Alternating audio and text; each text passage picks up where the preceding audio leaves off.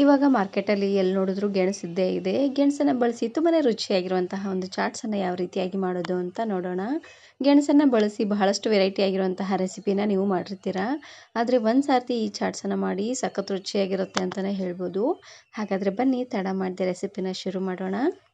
ಇದನ್ನು ಮಾಡಲಿಕ್ಕೆ ಮೊದಲು ನಾನಿಲ್ಲಿ ಒಂದು ಗೆಣಸನ್ನು ತಗೊಂಡಿದ್ದೀನಿ. ಗೆಣಸನ್ನು ಚೆನ್ನಾಗಿ ತೊಳ್ಕೊಂಡು ತಗೊಳ್ಳಿ. ಮಣ್ಣು ಥರ ಎಲ್ಲ ಇರುತ್ತೆ ನೋಡಿ, ಹಾಗಾಗಿ ಚೆನ್ನಾಗಿ ತೊಳೆದಾದ್ಮೇಲೆ ಇವಾಗ ನಾನಿಲ್ಲಿ ಕಟ್ ಮಾಡ್ಕೊಳ್ತಾ ಇದ್ದೀನಿ. ನೋಡಿ ಈ ರೀತಿಯಾಗಿ ಸ್ವಲ್ಪ ಮೀಡಿಯಮ್ ಸೈಜಲ್ಲೇ ಕಟ್ ಮಾಡ್ಕೊಂಡು ತಗೊಳ್ಳಿ. ಚಾಕುವಿನಿಂದ ಅಷ್ಟು ಕರೆಕ್ಟಾಗಿ ಕಟ್ ಆಗ್ತಿಲ್ಲ ಅನ್ನೋ ಹಾಗಿದ್ರೆ ಇಳ್ಗಿನಿಂದನಾದರೂ ನೀವು ಇದನ್ನು ಕಟ್ ಮಾಡ್ಕೊಂಡು ತೊಗೊಳ್ಬೋದು. ಪೂರ್ತಿ ಗಟ್ಟಿಯಾಗಿರುತ್ತೆ ನೋಡಿ, ಹಾಗಾಗಿ ನೋಡಿ ಎಲ್ಲ ಗೆಣಸು ಇದೇ ಸೈಜಲ್ಲೇ ಕಟ್ ಮಾಡ್ಕೊಂಡು ತಗೊಳ್ಬೇಕು. ನೋಡಿ ಈ ರೀತಿಯಾಗಿ ಕಟ್ ಮಾಡ್ಕೊಳ್ಳೋದ್ರಿಂದ ಬೇಗನೆ ಬೇಯುತ್ತೆ. ಹಾಗಾಗಿ ಸ್ವಲ್ಪ ಮೀಡಿಯಮ್ ಸೈಜಲ್ಲೇ ಕಟ್ ಮಾಡ್ಕೊಂಡು ತಗೊಳ್ಳಿ. ಇವಾಗ ನಾನಿಲ್ಲಿ ಇಡ್ಲಿ ಪಾತ್ರೆಗೆ ಸ್ವಲ್ಪ ನೀರನ್ನು ಹಾಕ್ಕೊಂಡು ಇವಾಗ ನಾನಿಲ್ಲಿ ಇಡ್ಲಿ ಪ್ಲೇಟ್ ಮೇಲೆ ಒಂದೊಂದೇ ಗೆಣಸನ್ನು ಹಾಕ್ಕೊಳ್ತಾ ಇದ್ದೀನಿ. ಒಂದು ಪ್ಲೇಟಿಗೆ ಒಂದೊಂದೇ ಅನ್ನೋಂಗೆ ಹಾಕ್ಕೊಳ್ಳಿ. ಜಾಸ್ತಿ ಆಗಿಬಿಟ್ರೆ ಕರೆಕ್ಟಾಗಿ ಬೇಯೋದಿಲ್ಲ. ಹಾಗಾಗಿ ಒಂದೇ ಪೀಸ್ ಅನ್ನೋಂಗೆ ಹಾಕ್ಕೊಂಡು ನಾನಿಲ್ಲಿ ಒಟ್ಟು 8 ಪೀಸನ್ನು ಮಾಡ್ಕೊಂಡಿದ್ದೀನಿ. ನಾನಿಲ್ಲಿ 2 ಪ್ಲೇಟ್ಗೆ ಪೂರ್ತಿ 8 ಪೀಸ್ ಆಗುವಷ್ಟು ಗೆಣಸನ್ನು ಹಾಕ್ಕೊಳ್ತಾ ಇದ್ದೀನಿ. ಇವಾಗ ಉರಿನ ಪೂರ್ತಿಯಾಗಿ ಹೈ ಫ್ಲೇಮ್ನಲ್ಲೇ ಇಟ್ಟು ಚೆನ್ನಾಗಿ ಇದನ್ನು ಕುದಿಸ್ಕೊಂಡು ತಗೊಳ್ಬೇಕು. ಇವಾಗ ಮೇಲ್ಗಡೆ ಮುಚ್ಚಳನ ಮುಚ್ಚಿ ಕುದಿಸ್ಕೊಳ್ತಾ ಇದ್ದೀನಿ. ಇವಾಗ ನೋಡ್ತಾ ಇರ್ಬೋದು ಗೆಣಸು ಸಾಫ್ಟಾಗಿ ಚೆನ್ನಾಗಿ ಬೆಂದಾಗಿದೆ. ಪೂರ್ತಿ ಸಾಫ್ಟಾಗಿ ಏನೂ ಬೇಯೋದು ಬೇಡ. 90% ಅಷ್ಟು ಗೆಣಸು ಬೆಂದರೆ ಸಾಕಾಗುತ್ತೆ. ಇದನ್ನು ಮತ್ತೆ ಬೇಯಿಸ್ಕೊಳ್ಳೋದಿದೆ. ಹಾಗಾಗಿ ನೋಡಿ ಎಲ್ಲ ಬೇಯಿಸಿರುವಂತಹ ಗೆಣಸನ್ನು ಇವಾಗ ಮೇಲ್ಗಡೆ ಸಿಪ್ಪೆನ ಬಿಡಿಸ್ಕೊಳ್ತಾ ಇದ್ದೀನಿ. ನೋಡಿ ಈ ರೀತಿಯಾಗಿ ಕುಕ್ಕರಲ್ಲಿ ಹಾಕ್ಬಿಟ್ರೆ ಬೇಗನೆ ಮೆತ್ತಗಾಗ್ಬಿಡುತ್ತೆ. ಹಾಗಾಗಿ ಈ ರೀತಿಯಾಗಿ ಇಡ್ಲಿ ಪಾತ್ರೆನಲ್ಲೇ ಬೇಯಿಸ್ಕೊಂಡು ತಗೊಳ್ಳಿ. ಇಡ್ಲಿ ಪಾತ್ರೆನಲ್ಲಿ ಹಾಕಿದ್ರೆ ಆವಾಗ ಚೆಕ್ ಮಾಡ್ಕೊಳ್ತಾನೆ ಬೇಯಿಸ್ಕೊಳ್ಬೇಕಾಗತ್ತೆ. ನೋಡಿ ಈ ರೀತಿಯಾಗಿ ಚೆನ್ನಾಗಿ ಸಿಪ್ಪೆ ಎಲ್ಲ ಬಿಡಿಸಿದಾದ್ಮೇಲೆ ಇವಾಗ ನಾನಿಲ್ಲಿ ಕಟ್ ಮಾಡ್ಕೊಳ್ತಾ ಇದ್ದೀನಿ. ನೋಡ್ತಾ ಇದ್ದೀರಲ್ವಾ, ಪೂರ್ತಿ ಸಿಪ್ಪೆನ ಬಿಡಿಸ್ಕೊಂಡು ತಗೊಳ್ಳಿ. ಮೊದಲೇ ಸಿಪ್ಪೆನ ಬಿಡಿಸಿ ಆಮೇಲೆ ಕುದಿಸ್ಕೊಂಡ್ರೂ ನಡೆಯುತ್ತೆ. ಈ ರೀತಿಯಾಗಿ ಮೊದಲು ಕಟ್ ಮಾಡಿಕೊಂಡು ಅದಾದಮೇಲೆ ಸಿಪ್ಪೆನ ಬಿಡಿಸಿದ್ರು ನಡೆಯುತ್ತೆ. ನಿಮಗೆ ಯಾವ ರೀತಿಯಾಗಿ ಈಸಿ ಆಗುತ್ತೆ ಆ ರೀತಿಯಾಗಿ ಗೆಣಸನ್ನು ಕುದಿಸ್ಕೊಂಡು ತಗೊಳ್ಳಿ. ಗೆಣಸು ಬೆಂದಾದ್ಮೇಲೆ ಈ ರೀತಿಯಾಗಿ ಸಿಪ್ಪೆನ ಬಿಡಿಸಿದ್ರೆ ಗೆಣಸು ಅಷ್ಟೊಂದಾಗಿ ವೇಸ್ಟ್ ಆಗೋದಿಲ್ಲ. ಮೊದಲೇ ಸಿಪ್ಪೆನ ಬಿಡಿಸಿದ್ರೆ ಸ್ವಲ್ಪ ಗೆಣಸು ಅದರಲ್ಲೇ ಹೊರಟೋಗ್ಬಿಡುತ್ತೆ. ಹಾಗಾಗಿ ಗೆಣಸನ್ನು ಬಳಸಿ ಗೆಣಸಿನ ಹೋಳಿಗೆ ಹಾಗೆಯೇ ಗೆಣಸಿನ ಸ್ವೀಟ್ ಎಲ್ಲ ಮಾಡಿರ್ತೀರ. ಆದರೆ ಒಂದು ಸಾರ್ತಿ ಈ ರೀತಿಯಾಗಿ ಚಾಟನ್ನು ಮಾಡ್ಕೊಳ್ಳಿ, ಸಖತ್ ರುಚಿಯಾಗಿರುತ್ತೆ ಅಂತಲೇ ಹೇಳ್ಬೋದು. ನೋಡಿ ಎಲ್ಲ ಗೆಣಸನ್ನು ಇದೇ ರೀತಿಯಾಗಿ ಸಿಪ್ಪೆನ ಬಿಡಿಸ್ಕೊಂಡು ಇವಾಗ ನಾನಿಲ್ಲಿ ಕಟ್ ಮಾಡ್ಕೊಳ್ತಾ ಇದ್ದೀನಿ. ಸ್ವಲ್ಪ ಮೀಡಿಯಮ್ ಸೈಜಲ್ಲೇ ಕಟ್ ಮಾಡ್ಕೊಂಡು ತಗೊಳ್ಬೇಕು. ಪೂರ್ತಿ ಸಣ್ಣದು ಬೇಡ, ಪೂರ್ತಿ ದೊಡ್ಡದಾಗೂ ಬೇಡ. ನಾನಿಲ್ಲಿ ಸ್ಕ್ವೇರ್ ಶೇಪಲ್ಲಿ ಕಟ್ ಮಾಡ್ಕೊಳ್ತಾ ಇದ್ದೀನಿ. ನೋಡಿ ಈ ರೀತಿಯಾಗಿ ಹೀಗಾದರೂ ಕಟ್ ಮಾಡ್ಕೊಳ್ಬೋದು. ಇಲ್ಲಾಂದರೆ ಫಿಂಗರ್ ಚಿಪ್ಸ್ ಕಟ್ ಮಾಡ್ತಾರೆ ನೋಡಿ, ಆ ರೀತಿಯಾಗಿ ಉದ್ದುದ್ದವಾಗಾದರೂ ಕಟ್ ಮಾಡ್ಕೊಳ್ಬೋದು. ನಾನಿಲ್ಲಿ ಸ್ವಲ್ಪ ಸ್ಕ್ವೇರ್ ಶೇಪಲ್ಲೇ ಕಟ್ ಮಾಡ್ಕೊಳ್ತಾ ಇದ್ದೀನಿ. ಇದೇ ರೀತಿಯಾಗಿ ಉಳಿದಿರುವಂತಹ ಎಲ್ಲ ಗೆಣಸನ್ನು ಮೀಡಿಯಮ್ ಸೈಜಲ್ಲೇ ಕಟ್ ಮಾಡ್ಕೊಂಡು ತಗೊಳ್ಳಿ. ಇಷ್ಟು ಕಟ್ ಮಾಡಿಕೊಂಡ್ರೆ ಸಾಕಾಗತ್ತೆ.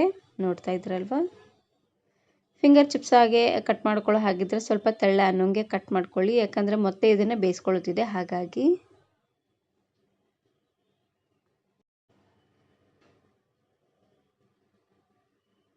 ನೋಡಿ ಎಲ್ಲ ಗೆಣಸನ್ನು ಈ ರೀತಿಯಾಗಿ ಕಟ್ ಮಾಡ್ಕೊಂಡಿದ್ದಾದಮೇಲೆ ಇವಾಗ ನಾನಿಲ್ಲಿ ಎಣ್ಣೆನ ಕಾಯ್ಲಿಕ್ಕೆ ಇಟ್ಕೊಂಡಿದ್ದೀನಿ. ಎಣ್ಣೆ ಎಲ್ಲ ಸ್ವಲ್ಪ ಚೆನ್ನಾಗಿ ಕಾದ್ಮೇಲೆ ಒಂದೊಂದೇ ಗೆಣಸನ್ನು ಬಿಟ್ಕೊಳ್ತಾ ಬರಬೇಕು. ಎಣ್ಣೆನ ಸ್ವಲ್ಪ ಮೀಡಿಯಮ್ ಫ್ಲೇಮ್ನಲ್ಲೇ ಇಟ್ಟು ಚೆನ್ನಾಗಿ ಇದನ್ನು ಕಾಯಿಸ್ಕೊಂಡು ತಗೊಳ್ಬೇಕು. ಎಣ್ಣೆ ಚೆನ್ನಾಗಿ ಕಾದ್ಮೇಲೆ ಒಂದೊಂದೇ ಈ ರೀತಿಯಾಗಿ ಗೆಣಸನ್ನು ಹಾಕ್ಕೊಳ್ತಾನೆ ಫ್ರೈ ಮಾಡ್ಕೊಂಡು ತಗೊಳ್ಬೇಕು. ಸ್ವಲ್ಪ ಕ್ರಿಸ್ಪ್ ಆಗಬೇಕು ಅನ್ನೋ ಹಾಗಿದ್ರೆ ಉರಿನ ಪೂರ್ತಿಯಾಗಿ ಹೈ ಫ್ಲೇಮ್ನಲ್ಲೇ ಇಟ್ಟು ನೋಡಿ ಈ ರೀತಿಯಾಗಿ ಕಂಟಿನ್ಯೂಯಸ್ ಆಗಿ ತಿರುಗಿಸ್ಕೊಳ್ತಾನೆ ಫ್ರೈ ಮಾಡ್ಕೊಳ್ಬೇಕು. ಈ ರೀತಿಯಾಗಿ ಮಾಡೋದ್ರಿಂದ ತುಂಬಾ ಕ್ರಿಸ್ಪಾಗಿ ಚೆನ್ನಾಗಿ ಬರುತ್ತೆ.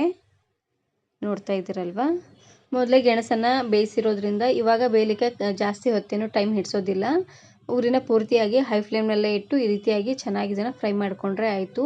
ಯಾಕಂದರೆ ಮೊದಲೇ ಗೆಣಸು ಚೆನ್ನಾಗಿ ಬೆಂದಿರುತ್ತೆ ನೋಡಿ, ಹಾಗಾಗಿ ನೋಡಿ ಈ ರೀತಿಯಾಗಿ ಚೆನ್ನಾಗಿ ಕೆಂಪಾಗಿ ಬೆಂದಾದ್ಮೇಲೆ ಇವಾಗ ನಾನಿಲ್ಲಿ ಒಂದು ಬೌಲ್ಗೆ ಎತ್ತಿಟ್ಕೊಳ್ತಾ ಇದ್ದೀನಿ. ಮೊದಲು ಗೆಣಸನ್ನು ಚೆನ್ನಾಗಿ ಅದಾದಮೇಲೆ ಇವಾಗ ಎಣ್ಣೆಲೆ ಫ್ರೈ ಮಾಡ್ಕೊಳ್ಬೇಕು. ಗೆಣಸನ್ನು ಹಾಗೆ ಕಟ್ ಮಾಡಿಕೊಂಡು ಎಣ್ಣೆಲೆ ಫ್ರೈ ಮಾಡಿದ್ರೆ ತುಂಬಾ ಟೈಮ್ ತಗೊಳುತ್ತೆ. ಹಾಗಾಗಿ ಮೊದಲು ಗೆಣಸನ್ನು ಅರ್ಧದಷ್ಟು ಬೆಂದಾದ್ಮೇಲೆ ಮತ್ತೆ ಈ ರೀತಿಯಾಗಿ ಎಣ್ಣೆಲೆ ಫ್ರೈ ಮಾಡ್ಕೊಳ್ಳಿ.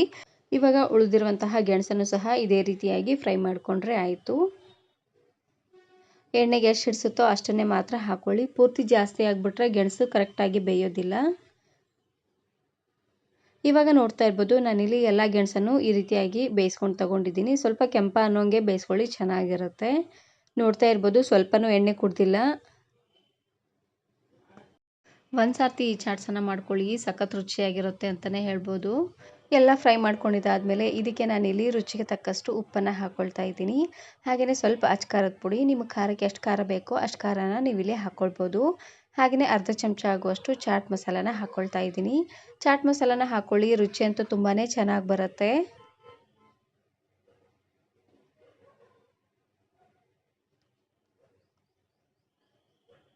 ಹಾಗೆಯೇ ಇದ್ರ ಜೊತೆಗೆ ಸಣ್ಣದಾಗಿ ಕಟ್ ಮಾಡಿರುವಂತಹ ಕೊತ್ತಂಬರಿ ಸೊಪ್ಪು, ಹಾಗೆಯೇ ಅರ್ಧ ಹೋಳಾಗುವಷ್ಟು ಪೂರ್ತಿಯಾಗಿ ಲಿಂಬೆಹಣ್ಣಿನ ರಸನ ಹಾಕ್ಕೊಳ್ತಾ ಇದ್ದೀನಿ. ಪೂರ್ತಿ ಅರ್ಧ ಹೋಳಿರುತ್ತೆ ನೋಡಿ, ಅದಿಷ್ಟನ್ನು ಹಾಕ್ಕೊಳ್ಬೇಕು. ರುಚಿ ಅಂತೂ ತುಂಬಾ ಚೆನ್ನಾಗಿ ಬರುತ್ತೆ ಹುಳಿ ಹುಳಿಯಾಗಿ. ಎಲ್ಲವನ್ನು ಹಾಕ್ಕೊಂಡು ಚೆನ್ನಾಗಿ ಇದನ್ನು ಮಿಕ್ಸ್ ಮಾಡ್ಕೊಳ್ಬೇಕು.